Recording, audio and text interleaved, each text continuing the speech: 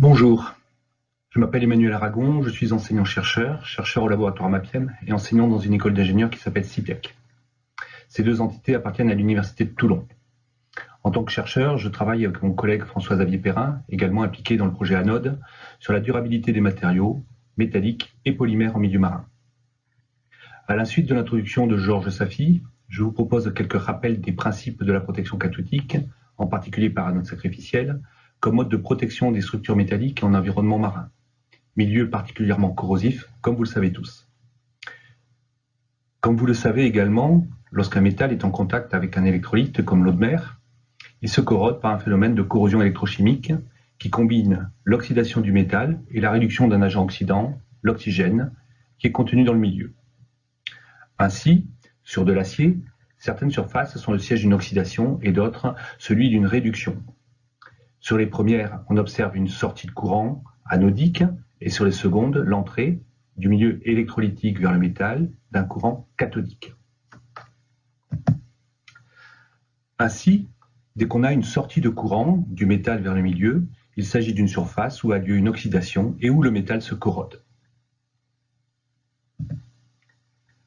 Lorsqu'on couple électriquement l'acier de la structure à une masse anodique, c'est-à-dire un métal dont le potentiel est plus faible que l'acier, typiquement du zinc, la surface de l'acier devient une surface exclusivement cathodique où ont lieu uniquement les réactions de réduction, alors que l'anode se sacrifie pour devenir la seule surface où a lieu l'oxydation, donc la corrosion.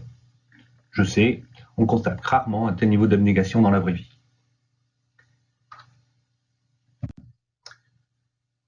Pour comprendre cette situation, qui dépasse donc la plupart des réalités humaines, il faut faire appel à des notions de thermodynamique très simples. La notion de potentiel qui explique que le zinc a en fait pas le choix. De fait, tout métal immergé dans un électrolyte prend un potentiel que l'on peut mesurer avec un simple millivoltmètre et une électrode de référence. L'acier dans de l'eau de mer a un potentiel positionné sur cette échelle verticale. Le zinc a également un potentiel positionné sur la même échelle dont on a déjà dit qu'il avait une valeur plus électronégative. Lorsque l'on couple de l'acier et du zinc, en situation donc de protection cathodique par anode sacrificielle, le potentiel de l'acier va se déplacer vers une valeur de potentiel plus basse pour se rapprocher de celle du zinc qu'on nomme potentiel de couplage. On parle de polarisation cathodique de l'acier.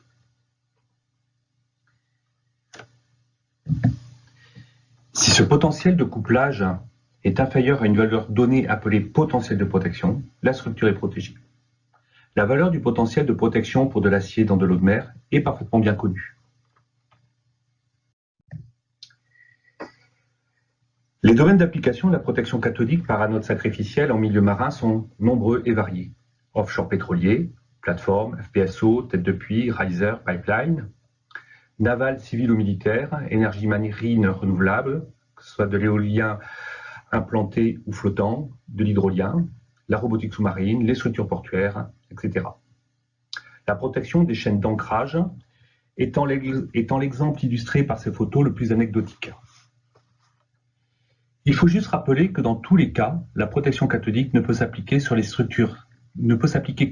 structures émergées pour permettre la circulation du courant de protection dans le milieu conducteur, depuis l'anode vers la structure à protéger.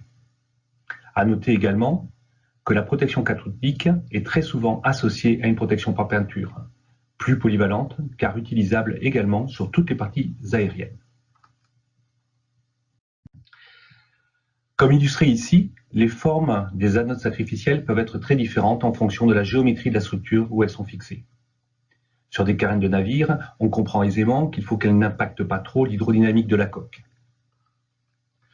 Mais plus que leur forme, ce qui est important dans notre projet concerne les différentes métallurgies d'anodes. Les deux principales sont les anodes en zinc et les anodes en aluminium dopées à l'indium. Les anodes en magnésium ont un domaine d'emploi marginal et très spécifique. Ce tableau répertorie les caractéristiques de ces anodes qui intéressent le corrosionniste lorsqu'il souhaite dimensionner la protection.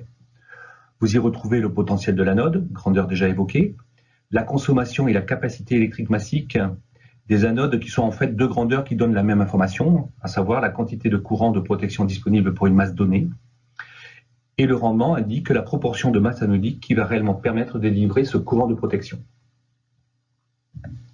À titre d'exemple, pour une anode aluminium-indium, Ce tableau indique les différents éléments de sa composition métallurgique. À noter une teneur en zinc jusqu'à 5%.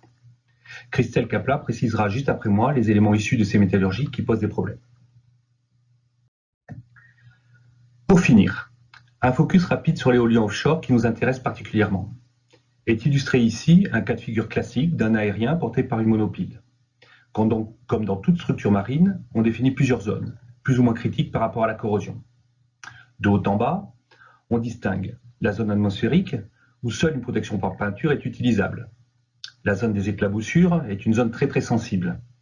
Vient ensuite la zone immergée, puis la zone enterrée. Dans le cas d'une monopile d'un éolien offshore, il faut considérer une protection externe, mais également interne.